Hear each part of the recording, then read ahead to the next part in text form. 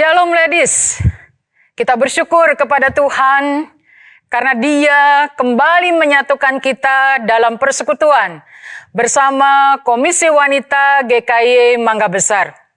Tuhan juga sudah memimpin kita memasuki bulan yang baru hari ini, yaitu bulan April, di mana beberapa hari ke depan kita akan memperingati Hari Jumat Agung. Ibu-ibu yang dikasihi Tuhan, luar biasa penyertaan Tuhan dalam hidup kita. Hari demi hari, Tuhan telah memimpin persekutuan kita ini sehingga kita bersyukur bahwa kita diingatkan kembali tentang salib Tuhan. Baiklah ibu-ibu sekalian, mempersiapkan hati kita, merenungkan firman Tuhan. Mari bersama-sama kita akan menyanyikan sebuah pujian yang mengingatkan kita betapa besar kasih-Mu, Allahku.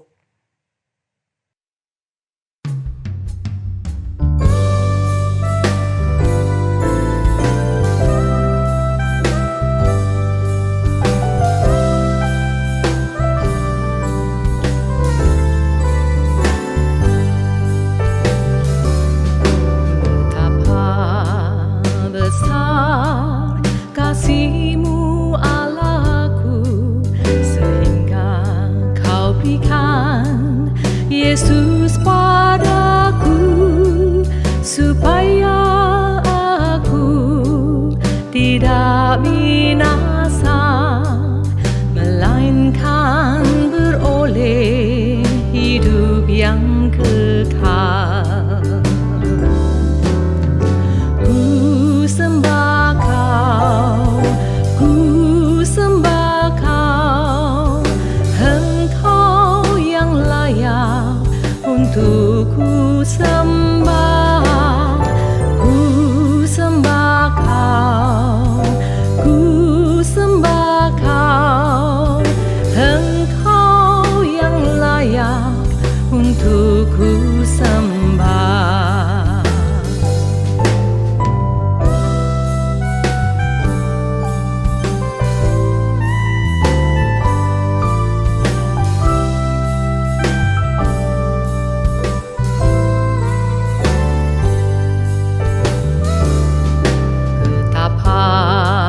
Besar kasih-Mu Allahku, sehingga Kau berikan Yesus padaku, supaya aku tidak binasa, melainkan beroleh hidup yang kekal.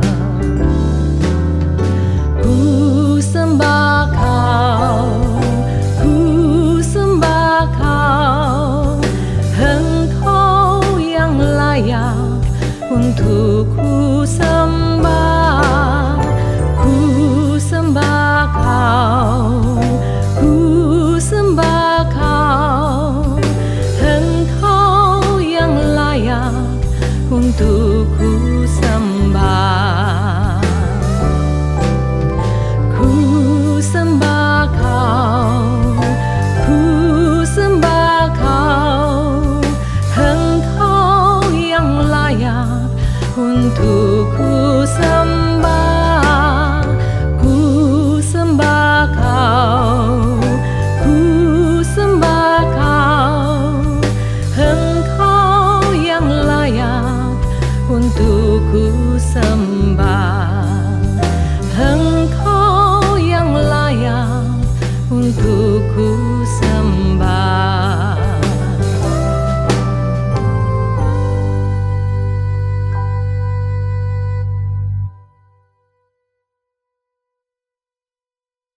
Shalom saudaraku yang dikasihi oleh Tuhan. 2 minggu ke depan kita akan memperingati Jumat Agung. Mari kita siapkan hati menyambut Jumat Agung dengan belajar firman Tuhan. Kita akan memohon pimpinan Tuhan untuk mendengar firman-Nya. Mari kita bersama-sama berdoa. Bapa di surga, terima kasih ya Tuhan. Kami mau bersyukur dalam mempersiapkan Jumat Agung ini, kami diberi kesempatan untuk bersama-sama mempelajari firman Tuhan. Firman Tuhan yang kudus akan menguduskan kami, firman Tuhan yang suci juga akan menyucikan kami. Kami mau belajar akan firman Tuhan, berbicara ya Bapa karena kami siap mendengarnya. Demi Kristus Yesus kami bersyukur dan berdoa. Amin. Kita akan mempelajari firman Tuhan dengan tema kasih Allah bagi kita. Kita akan mendasarinya dari Roma pasal yang kelima ayat yang ke-8. Roma 5 ayat 8 firman Tuhan berkata demikian. Akan tetapi Allah menunjukkan kasih-Nya kepada kita. Oleh karena Kristus telah mati untuk kita ketika kita masih berdosa. Saudaraku yang dikasihi oleh Tuhan, kalau kepada setiap kita diajukan sebuah pertanyaan, apakah yang paling dibutuhkan oleh manusia? Tentu ada banyak jawaban terhadap pertanyaan ini. Kita membutuhkan akan makanan. Kita membutuhkan pekerjaan untuk memenuhi kebutuhan hidup kita. Bahkan kita juga membutuhkan kesehatan. Karena kesehatan itu harganya sangat mahal. Manusia juga membutuhkan uang. Karena tanpa uang hampir mustahil kita dapat mengerjakan dan melakukan aktivitas keseharian hidup kita. Untuk membeli makanan perlu uang. Untuk rekreasi perlu uang. Bahkan untuk membeli obat dan suplemen yang kita butuhkan, kita juga membutuhkan uang. Tetapi akhirnya kita sampai kepada sebuah kesimpulan, saudara-saudara sekalian, bahwa makanan, kesehatan, uang, semua itu penting dan kita butuhkan. Tetapi itu bukan segala-galanya. Kenapa? Andaikan Tuhan menyediakan, mengizinkan, dan memberikan semua yang kita butuhkan tadi. Uang, makanan, kesehatan, mencukupi kebutuhan hidup kita. Tapi kalau kita tidak memiliki kasih Tuhan, maka hidup kita akan menjadi kosong. Roma pasal 5 ayat 8 ini memberitahukan kepada kita sekalian tentang apa yang dilakukan oleh Tuhan Allah bagi kita sekalian. Dikatakan Allah menunjukkan kasih-Nya kepada kita. Ada kata yang penting dari kalimat ini. Kata apa itu, saudara-saudara sekalian? Yaitu kata menunjukkan. Kata menunjukkan di sini berarti menyatakan, memperlihatkan atau sedang memamerkan sesuatu. Barangkali di antara kita pernah melihat pameran atau pertunjukan di suatu tempat, barangkali di mall atau di mana itu tempat yang kita pernah kunjungi, atau kita sedang diperlihatkan oleh sebuah pertunjukan pameran yang sangat baik. Lalu ketika dipamerkan satu produk yang bagus ini, pemilik atau yang menghasilkan karya ini memamerkan, memperlihatkannya.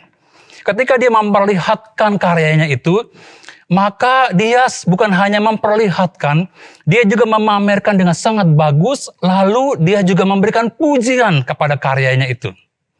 Lalu kita yang melihat karya itu, melihat pameran itu, melihat produk yang ditawarkan itu, kita juga berdecak kagum, memberikan pujian yang sangat bagus kepada produk yang ditawarkan atau yang sedang dipamerkan itu. Dalam kitab Roma yang tadi kita baca ini, menunjukkan itu berarti memperkenalkan, memamerkan. Jadi Allah memamerkan atau memperlihatkan kasih-Nya kepada kita. Sehingga kita dapat mengenal dan mengalami kasih Allah itu. Tentu kita mengerti ada maksud dan tujuan Allah dalam memperlihatkan atau memamerkan kasih-Nya. Yaitu supaya manusia yang tidak tahu menjadi tahu, yang tidak jelas menjadi jelas, bahkan bisa mengerti, merasakan dan mengalami kasih yang sesungguhnya itu, yang sangat dibutuhkan oleh manusia. Mari kita melihat bagaimana Allah menyatakan kasih-Nya kepada kita.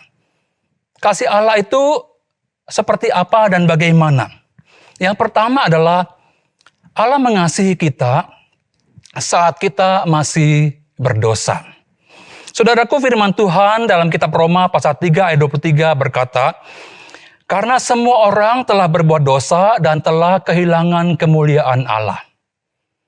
Artinya siapapun kita, apapun pangkat jabatan kita, status kita adalah sebagai orang berdosa.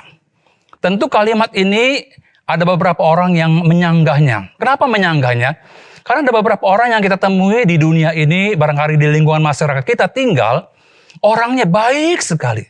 Hidupnya begitu baik, tidak pernah menipu, tidak pernah berbohong, tidak melakukan kecurangan-kecurangan, bahkan perkataannya begitu baik. Hidupnya jujur di hadapan sesamanya. Dia merasa bahwa dia adalah orang yang baik. Kalau kita melihat dan menemukan orang jahat, dia bukan hanya jahat dalam perilakunya, tetapi dia juga jahat dalam perkataan, tindakan, dan juga sifatnya jahat. Maka kita akan berkata, orang itu adalah orang berdosa karena perilakunya jahat.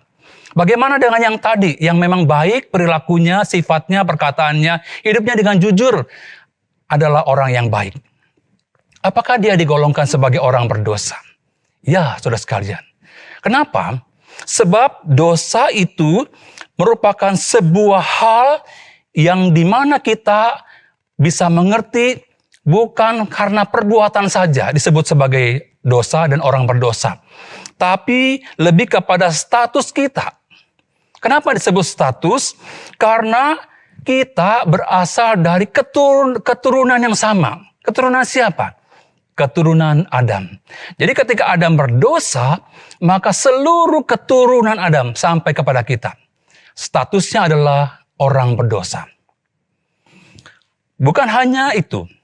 Status kita sebagai orang berdosa, seperti yang dikatakan dalam Roma pasal 5 ayat 12 berkata demikian, sebab itu sama seperti dosa telah masuk ke dalam dunia oleh satu orang, dan oleh dosa itu juga maut, demikianlah maut itu telah menjalar kepada semua orang, karena semua orang telah berbuat dosa. Alkitab menjelaskan, keberadaan diri kita sebagai orang berdosa bukan hanya kepada statusnya, yaitu sebagai keturunan Adam yang berdosa dan status kita sebagai orang berdosa, tapi juga kepada ketidakmampuan kita sebagai manusia menaati kehendak Tuhan. Itu artinya dosa. Jadi ketika kita tidak lagi bisa melakukan kehendak Tuhan, itu disebut orang berdosa. Atau dengan perkataan lain, kita disebut orang berdosa karena kita tidak dapat memenuhi standarnya Tuhan. Jadi Tuhan punya standar, punya hukum, punya norma yang diatur bagi kita manusia. Kalau kita tidak bisa memenuhi standarnya Tuhan, maka kita digolongkan sebagai orang berdosa. Namun pembahasan firman Tuhan ini tidak berhenti kepada membicarakan tentang status atau keperdosaan diri kita. Yaitu kita melihat hal yang penting. Kepada hal apa, saudara sekalian? Kepada yang tadi pertama kali dimulai ketika kita memulainya membaca firman Tuhan. Yaitu kepada penyataan, kepada pertunjukan daripada Allah bagi manusia. Yaitu Allah memamerkan, mempertunjukkan kasih-Nya kepada kita. Saudara sekalian, barangkali di antara kita pernah memasak atau pernah bikin kue. Pasti sebagian besar kita pernah melakukannya. Lalu di tengah-tengah perjalanan kita memasak makanan atau membuat kue itu, ada satu masalah sehingga masakan atau kue yang kita buat ini gagal. Saudara barangkali pernah mengalami itu. Apa yang kita lakukan ketika masakan atau kue yang kita buat ini gagal? Cara praktis dan gampang biasanya apa? Biasanya kita ambil bahan-bahan itu, barang-barang yang kita sedang siapkan, bahan-bahan masakan, barang-barang atau bahan-bahan dari kue ini, masukkan ke dalam kantong sampah, dibuang. Itu cara yang praktis. Bukankah itu juga yang sepatutnya dilakukan oleh Tuhan Allah bagi kita sekalian? Kita adalah orang berdosa yang telah gagal memenuhi standarnya Tuhan, orang berdosa yang tidak melakukan kehendak Tuhan. Maka di mata Tuhan kita adalah orang yang gagal. Kita juga pernah ingat akan kisah perumpamaan anak yang hilang. Anak yang hilang ini adalah anak bungsu yang pergi meninggalkan rumahnya, dan sebelum dia meninggalkan rumahnya, dia meminta warisan yang menjadi haknya. Lalu dia pergi dengan harta yang banyak. Dia berpesta pora. Dia merusak hidupnya sendiri. Dia bergaul dengan para pelacur. Bahkan hidupnya menjadi sengsara ketika uangnya habis. Dan begitu susahnya, sehingga dia tidak bisa lagi menikmati makanan enak, dan menjadi makanannya adalah ketika dia harus makan dari makanan babi. Lalu dalam kesusahan itu, dia ingat akan bapaknya. Lalu dia memutuskan diri untuk pulang ke rumahnya. Dia tidak berani untuk menghampiri halaman rumah orang tuanya. Tetapi Alkitab mengatakan, ketika dari jauh, bapak itu melihat anaknya. Dikatakan, dia berlari-lari mengejar anaknya, memeluk anaknya. Terus kalian, anak ini sebetulnya adalah ketika dia pergi dengan harta benda yang banyak dan pulang dengan tangan hampa, bukan hanya tangan hampa yang dia sekarang terlihat oleh bapaknya, tapi dia sebetulnya juga adalah orang yang tidak lagi punya pengharapan. Boleh dikatakan, anak ini ketika pulang kembali, dia sebetulnya adalah tidak berguna. Tidak lagi ada yang bisa diharapkan dari anak ini. Tetapi yang sangat mengagumkan adalah bapak ini kembali merangkul anaknya. Dia tidak lagi ingat akan kegagalannya. Dia tidak ingat lagi akan keperdosaannya. Pertanyaannya, mengapa bapak ini mau menerima kembali anaknya? Memeluk dia, bahkan memberikan pesta besar bagi kepulangan anaknya. Kenapa, saudara sekalian? Betul, jawabannya adalah karena kasih. Karena kasih itulah yang membuat ayah atau bapak ini bisa menerima kembali anaknya. Itulah gambaran Allah bagi kita sekalian. Pertanyaan yang berikutnya adalah, kenapa bapak ini mau mengasihi? Kenapa, saudara sekalian? Sebab anak ini statusnya adalah orang yang tidak lagi bisa diharapkan, tidak berguna, tidak bermanfaat. Dan dia telah menjadi anak yang gagal. Kenapa orang tua ini atau bapak ini mau mengasihi anaknya? Saudara sekalian, bapak ini mau mengasihi anaknya adalah karena kalau tidak dikasihi, dia tidak akan jadi apa-apa. Itulah gambaran Allah kepada saya dan kepada saudara sekalian. Kalau Allah tidak memberikan kasih-Nya kepada kita, maka kita tidak akan bisa apa-apa. Jadi Allah begitu mengasihi kita, sehingga Dia mau merangkul kita kembali. Saudara sekalian, kasih Allah ditunjukkan dan diperlihatkan kepada kita, bahwa kita sekarang adalah orang yang berdosa tetapi dikasihi oleh Tuhan. Kasih Allah ini diperlihatkan dan ditunjukkan kepada kita mendahului pertobatan kita. Jadi kita itu sebelum mengenal Tuhan, sebelum bertobat, Allah mengasihi kita.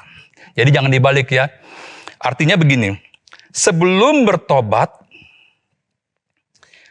Allah sudah mengasihi kita. Jangan dibalik, artinya kita bertobat dulu, baru Allah mengasihi kita. Itu kebanyakan kita demikian. Tapi Allah tidak demikian. Sebelum kita bertobat, Allah telah mengasihi kita. Kasih Allah itu tidak tergantung kepada situasi atau kondisi kita. Kasih Allah tidak tergantung kepada bagus, cantik, indahnya rupa kita. Kasih Allah begitu tulus dan murni.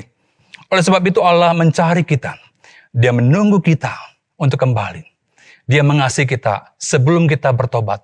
Dia mengasihi kita waktu kita masih hidup di dalam dosa. Yang kedua, bagaimana Allah menyatakan kasih-Nya kepada kita sekalian. Yang kedua adalah dengan memberikan Tuhan Yesus mati bagi kita. Bangsa Israel tahu betul akan arti keperdosaan. Sehingga bangsa Israel itu ada waktu tertentu ketika mereka datang beribadah ke bait Allah, mereka akan datang dengan menyesali dosa dan memohon pengampunan daripada Tuhan. Lalu apa yang mereka lakukan ketika mereka datang beribadah kepada Tuhan, menyesali dosanya, bertobat, memohon pengampunan? Mereka akan membawa kurban. Biasanya kurban berupa domba. Jadi artinya orang Israel tahu bahwa dosa itu hanya bisa diampuni dengan adanya pengorbanan atau pencurahan darah. Dan sekarang korban itu telah dilakukan oleh Tuhan Yesus Kristus. Kita tidak lagi membawa korban domba untuk dibawa ke rumah Tuhan. Karena sudah dibayar lunas oleh Tuhan Yesus Kristus. Tentu ada banyak pertanyaan. Mengapa harus Tuhan Yesus? Dan mengapa Yesus Kristus mau melakukannya? Sudah dikasih oleh Tuhan, karena dosa mendatangkan penghukuman. Seperti Roma pasal 6 ayat 23 dikatakan, upah dosa ialah maut. Jadi dosa mendatangkan kematian bagi semua manusia termasuk kita. Jadi oleh karena itu Tuhan Yesus datang ke dalam dunia, mati di kayu salib. Menggantikan hukuman dosa kita. Sehingga ketika kita percaya kepada Tuhan Yesus, menerima Dia sebagai Tuhan dan Juru Selamat hidup kita, maka kita hidupnya tidak lagi dibawa kuasa dosa. Karena Tuhan Yesus telah menebus dosa kita. Sudah dikasih oleh Tuhan, kematian Tuhan Yesus di kayu salib bukan saja menyelamatkan kita dari penghukuman dosa, tetapi juga memperbarui kehidupan kita. Jadi ketika kita dulu sebagai orang berdosa, sekarang dikasih oleh Tuhan dan mengalami pertobatan, lalu percaya kepada Tuhan Yesus, maka ada pembaharuan hidup. Pembaharuan di dalam perilaku, pembaharuan di dalam sikap, pembaharuan di dalam pikiran kita, bahkan pembaharuan di dalam hal-hal yang kita tidak bisa duga. Itu adalah anugerah Tuhan. Seperti yang dikatakan dalam Yohanes 3 ayat 16, firman Tuhan berkata, karena begitu besar kasih Allah akan dunia ini, sehingga Ia telah mengaruniakan anak yang tunggal, supaya setiap orang yang percaya kepadanya tidak binasa, melainkan beroleh hidup yang kekal. Kasih Allah berikan kepada kita sekalian. Bukan saja untuk memperdamaikan kita dengan Allah, tetapi kasih itu juga membuat kita memiliki sebuah hubungan yang baik dengan Tuhan, karena Tuhan Yesus ada dalam hati kita, dan kita sekarang memiliki pengharapan. Bahkan satu kali nanti, ketika kita sudah meninggalkan dunia ini, kita tahu, saya akan tinggal dalam kehidupan kekal bersama Tuhan di surga. Saudara yang dikasihi oleh Tuhan, setiap kita tentu pernah memiliki atau mendapat hadiah. Kalau satu pertanyaan diajukan oleh kita kepada Tuhan, Tuhan, apa yang telah Engkau berikan bagi saya? Kalau Engkau ingin memberikan hadiah yang terbaik, apa yang akan Engkau berikan kepada saya? Kira-kira itu pertanyaannya. Apa jawaban Tuhan bagi kita sekalian? Aku telah memberikan Tuhan Yesus Kristus. Atau pertanyaannya begini, saudara-saudara sekalian. Kalau orang tanya kepada kita sekalian, hadiah apa yang paling berkesan buat saudara sekalian? Atau hadiah apa yang merasa saudara paling bernilai, paling berkesan, paling bagus yang pernah saudara miliki? Saudara sekalian, jawabannya adalah Tuhan Yesus. Tuhan Yesus adalah hadiah yang paling indah, yang paling berharga, yang paling bernilai dalam hidup kita. Itulah sebabnya kalau kita memiliki Tuhan Yesus, maka hidup kita terasa lebih cukup daripada yang lain. Sudah cukup kalau kita memiliki Tuhan Yesus. Kenapa? Sebab sekalipun kita hidup dalam kesendirian, dalam kesusahan, dalam keterbatasan, dalam kesedihan, dalam air mata, ingat, kita masih punya satu yang paling berharga. Barangkali kita kehilangan orang yang kita kasihi, yang paling berharga dalam hidup kita. Barangkali kita kehilangan yang paling bernilai yang kita miliki. Ingat, Tuhan Yesus tetap ada bersama dengan kita. Itu yang paling berharga. Dia akan mendampingi kita, Dia akan menguatkan dan menghibur kita. Bahkan Dia tidak pernah meninggalkan kita. Memperingati Jumat Agung yang sebentar lagi kita akan rayakan, mari kita mengingat akan karya salib Kristus bagi kita sekalian. Kita telah menerima kasih daripada Allah Bapa di mana Dia telah memberikan Tuhan Yesus bagi kita sekalian. Dan kita setelah percaya kepada Tuhan Yesus, menerima Dia, sekarang kita tidak lagi hidup di dalam kuasa dosa, karena kita sudah dilepaskan dari penghukuman dosa, dan sekarang hidup di dalam anugerah Tuhan. Saudaraku, sebagai refleksi dari firman Tuhan yang kita dengar kali ini, ada dua hal yang perlu kita pikirkan. Yang pertama adalah kita perlu bersyukur kepada Tuhan, karena salib menjadi bukti akan kasih Tuhan bagi kita. Yang kedua, kita juga perlu meyakini bahwa iman kepada Tuhan Yesus telah melepaskan kita dari kuasa dosa. Dan iman itu juga yang menjamin hidup kita kepada kehidupan kekal. Kita tahu Tuhan senantiasa menyertai kita. Mari kita bersyukur akan anugerah Tuhan bagi kita sekalian. Kita berdoa. Bapa di surga, terima kasih. Karena Bapa telah memberikan yang terbaik dalam hidup kami. Di mana Engkau telah memberikan dan memperlihatkan kasih-Mu bagi setiap kami. Dan sebagai wujud kasih Tuhan bagi kami, Engkau telah memberikan Tuhan Yesus. Terima kasih. Kami bersyukur memiliki Tuhan Yesus yang setia mendampingi kami, yang telah menyelamatkan kami, yang terus menyertai kehidupan kami. Terima kasih akan Tuhan Yesus yang telah Engkau berikan ya Bapa. Biar hidup kami boleh terus mengingat akan karya salib Kristus, supaya kami tetap mau bersyukur. Mau terus bersyukur akan anugerah Tuhan. Ketika kami boleh memperingati akan Jumat Agung, kembali kami diingatkan akan betapa besar kasih-Mu bagi kami. Betapa besar pengorbanan Kristus bagi kami. Terima kasih Bapa. Pimpinlah hidup kami ya Bapa. Demi Kristus kami bersyukur dan berdoa. Amin.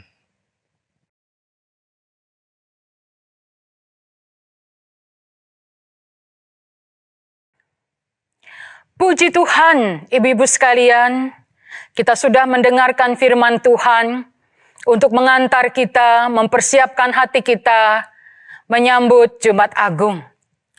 Kita bersyukur akan kasih dan pengorbanan Tuhan bagi kita sekalian. Kita menjadi orang-orang yang berharga di mata Tuhan. Kita juga memiliki yang berharga, yaitu Tuhan Yesus dalam hidup kita. Salib mulia, begitu indahnya. Ibu-ibu, sebentar kita akan mendengarkan sebuah kesaksian yang akan dibawakan oleh Ibu Liven. Tetapi mari kembali kita bersama-sama menyanyikan pujian tentang salib mulia.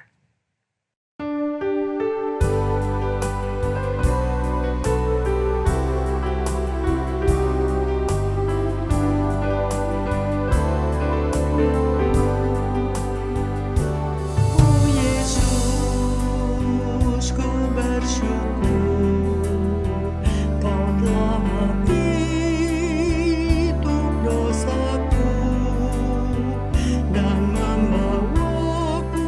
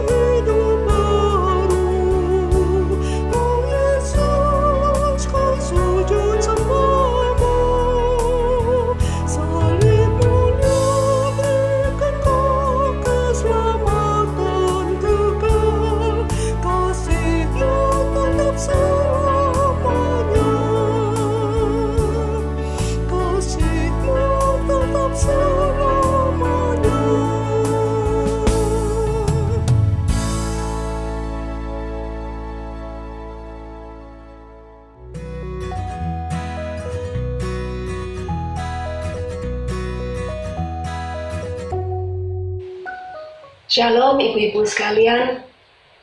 Terima kasih atas kesempatan yang diberikan pada saya untuk sharing pada hari ini. Pertama-tama, perkenalkan dulu nama saya, Liven. Saya sudah usia 59 tahun. Status saya janda. Suami saya meninggal Maret 2020. Jadi sudah 2 tahun ya. Kemudian saya asli Surabaya. Saya tinggal di Ciledug, Tangerang. Saya tinggal bertiga. Anak saya laki sudah usia 20 tahun dan masih kuliah. Di sini saya ingin cerita flashback ya. Saya ingin berbagi, bukan berarti saya sudah lepas dari masalah, tapi saya masih menghadapi masalah demi masalah. Tentunya semua kita menghadapi masalah pribadi. Dan saya flashback bahwa tahun 2010 itu suami saya sudah pensiun dini karena sakit yang dideritanya, yaitu diabetes dan komplikasi. Jadi sejak tahun 2010 itu sebenarnya beliau ingin membuka satu usaha tapi gagal dan bahkan sempat ditipu, sehingga saya mulai tahun 2010 itu berusaha membuka kursus mengajar anak-anak SD, SMP di teman-teman dari anak saya yang sekolah di National Plus. Karena kebetulan saya lulusan sastra Inggris di Surabaya, jadi saya mengerti sedikit bahasa Inggris. Kemudian saya pegang semua pelajaran, dan Mandarinnya saya dibantu sama adik saya. Waktu itu adik saya masih tinggal bersama saya, dan beliau lulusan dari Taiwan, jadi dia bisa pegang bahasa Mandarinnya.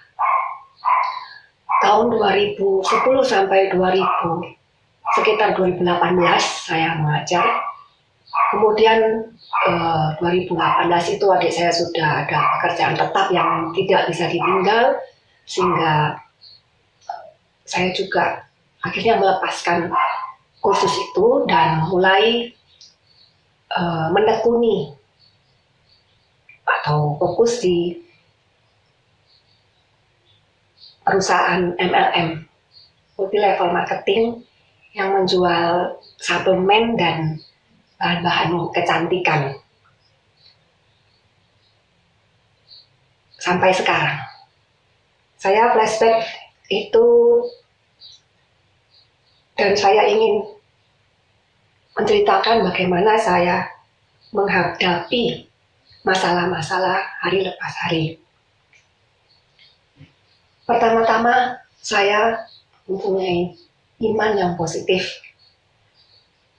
Saya yakin dan percaya bahwa Tuhan mengizinkan segala sesuatu terjadi pasti atas kehendaknya, dan Tuhan akan memberikan kekuatan pada saya untuk menghadapinya. Saya tidak fokus pada masalah-masalah saya, tidak terpaku pada masalah yang saya hadapi, sehingga saya bisa menghadapinya dengan senang hati, dengan ucapan syukur senantiasa. Saya juga percaya pada janji-janji Tuhan. Kemudian saya juga berbesar hati karena saya istilahnya legowo ya bahasa Jawanya, nerimo dengan apa yang terjadi. Kemudian saya positive thinking karena saya percaya we are suffering, but not broken. Kita memang menderita, tapi tidak hancur. Jadi kita harus menghadapi segala masalah itu dengan kekuatan dari Tuhan. Kemudian iman kita bisa timbul dari pendengaran akan firman Tuhan. Sehingga saya sering mendengarkan khotbah-khotbah, renungan-renungan lewat YouTube dan lain-lain. Kedua, melalui aktivitas-aktivitas yang saya lakukan, saya harus membagi waktu karena mama saya tidak bisa ditinggal lama. Mama saya harus dirawat ya. Kalau dulu masih ada adik saya yang bisa membantu merawat mama saya. Sejak 2018 itu karena jatuh sehingga bonggol pahanya itu patah dan harus dioperasi, tapi saya tidak lakukan operasi itu karena saya pikir sudah tua ya, itu tahun 2018, sudah umur 85 tahun. Sehingga saya pikir saya dengan alternatif, yaitu dengan tusuk jarum dan juga minum suplemennya. Sehingga akhirnya sudah bisa sambung kembali, cuma miring ya, jalannya miring, jadi sempat jatuh lagi. Sehingga saya pikir udah jangan jalan lagi, jadi di kursi roda aja. Dan harus dirawat sepenuhnya gitu ya. Saya harus berbagi waktu sehingga saya tidak bisa meninggalkan rumah dan berlama-lama. Paling enggak itu saya 2-3 jam itu saya harus kembali untuk merawat mama saya, karena adik saya sudah tidak tinggal di rumah sama saya karena dia sudah married dan tinggal jauh, sehingga saya harus membagi waktu saya sendiri. Yaitu saya melakukan, karena saya hobi menyanyi, saya menyalurkan hobi saya dengan mengikuti pelayanan di bidang paduan suara. Saya ikut 3 paduan suara, Sanctus 3, Sanctus 6, dan juga dulu saya ikut JFC ya, Jakarta Festival Choir sebelum pandemi. Tapi setelah pandemi, saya sudah tidak ikut lagi, dan sekarang saya ikut paduan suara teman-teman SMA. Dan sekarang saya juga ke gereja yang lebih dekat dengan rumah saya, yaitu di GKY Green Lake yang juga baru dibuka. Karena di sini saya lebih bisa pergi tidak terlalu lama. Kalau ke GKY Mangga Besar, saya butuh waktu perjalanan bisa 2-3 jam karena harus naik busway ya. Di sini di GKY Green Lake saya juga ikut pelayanan sebagai singer. Dengan aktivitas saya juga sering mendengarkan di YouTube lagu-lagu, juga mengikuti acara-acara dari GKY Mangga Besar yang banyak sekali ya. Misalnya setiap hari ada God is Good, YIG, yang dulu setiap hari, tapi sekarang seminggu 3 kali ya. Kemudian saya bisa ikut kebaktian doa secara online, kemudian ikut persekutuan, seperti ikut KW ya. Kemudian saya bisa setiap Jumat ada Zoom di Sanctus 3. Kemudian saya juga ikut pelajaran Alkitab. Kemudian saya juga mengikuti Zoom dari perusahaan yang saya jalani, sehingga saya belajar menambah ilmu dan juga kemampuan saya. Dengan begitu, saya juga tidak terfokus pada masalah saya. Kemudian ketiga, saya komunitas yang positif. Di sini saya punya komunitas dengan saudara-saudara seiman yang bisa saling mendoakan, saling sharing. Karena dengan kita mendoakan orang lain, kita lebih dikuatkan.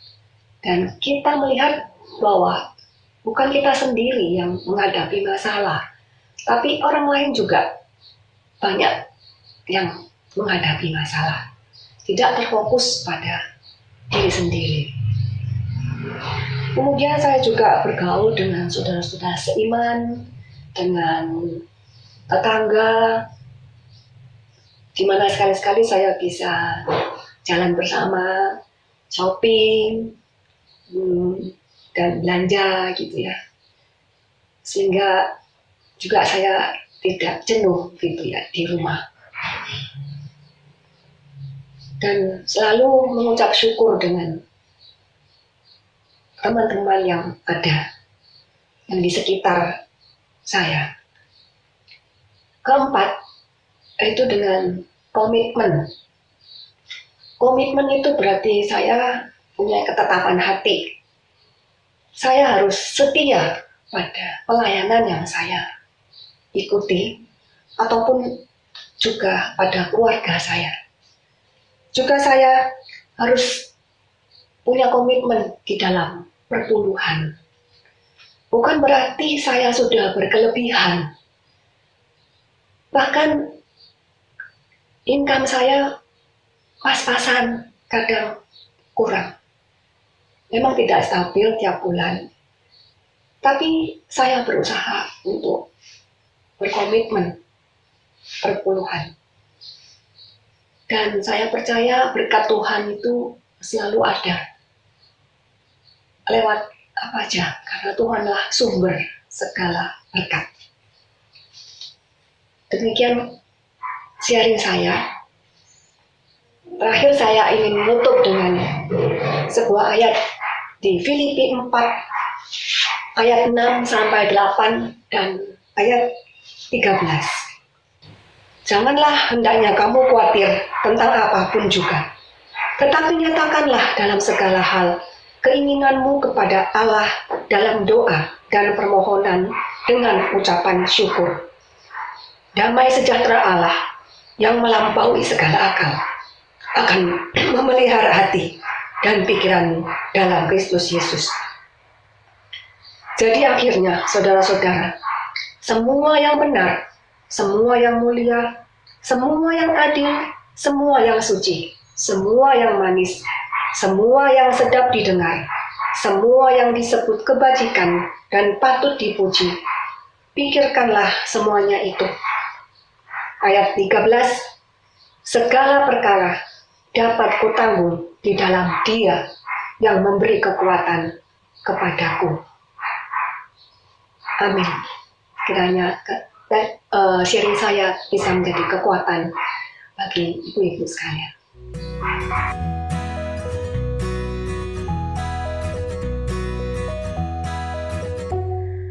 Baiklah ibu-ibu, demikianlah tadi seluruh rangkaian persekutuan kita pada hari ini. Saya sangat berharap ibu-ibu diberkati melalui puji-pujian yang kita nyanyikan bersama. Melalui firman Tuhan yang kita dengar tentang kasih dan pengorbanan Tuhan Yesus di atas kayu salib. Salib yang mulia itu. Kita juga bersyukur kita dikuatkan kembali oleh kesaksian yang telah kita dengar. Sampai bertemu kembali dalam persekutuan kita selanjutnya. Tetap sehat, tetap semangat, Tuhan memberkati.